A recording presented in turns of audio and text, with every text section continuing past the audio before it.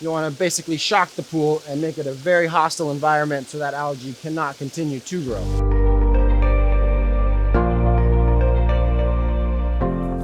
Hi, my name is Aiden Dunn, current owner of Classic Pools and Spas here in North County, San Diego.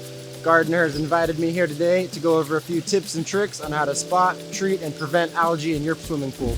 The first thing you want to determine is if you have green or black algae. Green is much more common, shows up on the walls and the corners of your pool a lot more.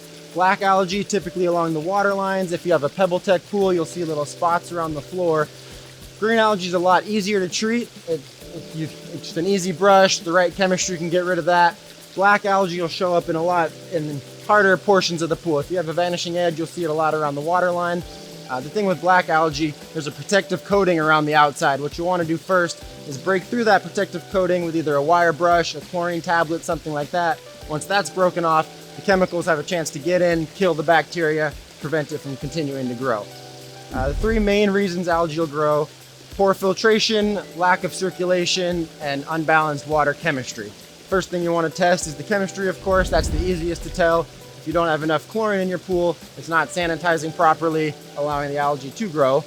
Second thing, if your pool's not circulating long enough, water won't pass through the filter enough, causing dead spots in the pool, again, allowing algae to grow in those areas. Third thing is the filtration. If your filter's dirty, it'll restrict the flow, not allowing your filter to properly remove the bacteria from the water. Again, you'll see spots of algae bloom and crop up.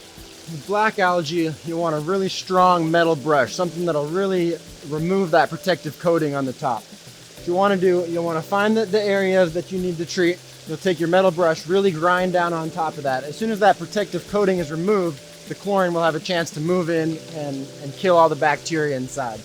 Black algae is so stubborn, sometimes the roots of it will even grab hold inside the pool surface. If you've got a PebbleTech pool, there's a lot more edges, easier for it to grab onto. So really want to try hard to grind that down to allow that chlorine to go in, sanitize everything, make sure it's gone for good. When it comes to green algae, it's a lot easier to treat. You can use a nylon wall brush similar to this. You'll attach it to your pole and really just brush down the walls wherever you see the algae present. As soon as it's gone there, if your water's properly balanced, chemically wise, it won't have a chance for it to grow back. Green algae, like I said, is a lot more common than black algae, especially here in San Diego as the temperatures change. Springtime, things warm up. That's typically when you'll tend to see a bloom.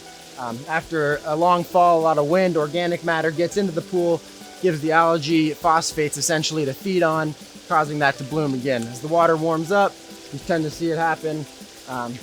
Just make sure you really get after that, brush it, make sure it's not continuing to grow. If your water's chemically balanced, like I was saying, shouldn't have a chance to grow back.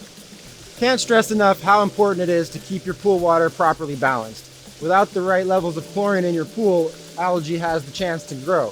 If your sanitization levels drop below the desired level, algae will take hold and you'll see a bloom in your pool. You'll see the green algae, the yellow algae, even black algae at times. When you do see those blooms, obviously the first thing you want to do is check those levels. If they're not strong enough, you'll treat accordingly, sometimes even higher than you normally think you should. You want to basically shock the pool and make it a very hostile environment so that algae cannot continue to grow. Of course, pH is important as well. You want to make sure all the levels are proper, but chlorine is really the main factor in preventing algae growth.